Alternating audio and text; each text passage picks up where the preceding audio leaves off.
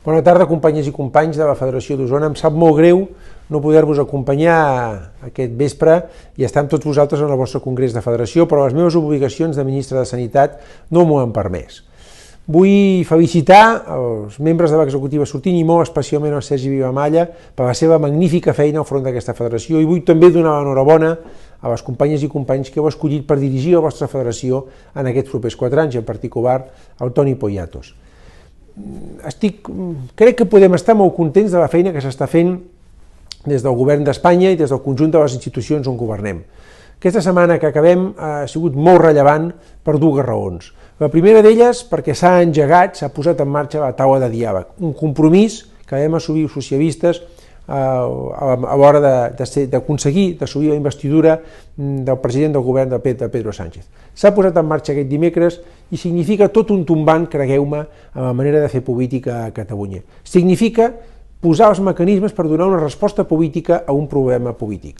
Serà llarg, serà complexa, no serà senzill, les posicions estan molt allunyades, però aquest, sens dubte, és el camí, com venim dient els socialistes des de ja fa una bona pila d'anys. Un cop més, els fets ens acaben donant la raó.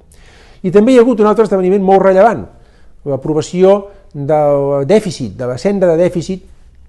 És el primer pas per posar en marxa uns nous pressupostos generals de l'Estat. És la llei que ha de permetre posar números a totes les polítiques progressistes que els socialistes hem defensat i que hi hem començat a prendre en els darrers Consells de Ministres. Així és que comencem a caminar des del govern de Madrid amb polítiques de progrés i amb diàleg per resoldre els temes territorials. Per seguir fent això, per fer-ho també a Catalunya, per fer-ho en un any en què tindrem eleccions autonòmiques i perquè el nostre candidat esdevingui president de la Generalitat, cal tenir un partit fort i preparat, i per això és molt important tota la feina que feu a la federació. Fer un nom militant, reforçar una agrupació, donar suport als nostres regidors, tot això és la condició necessària per poder seguir fent la feina que estem fent al govern.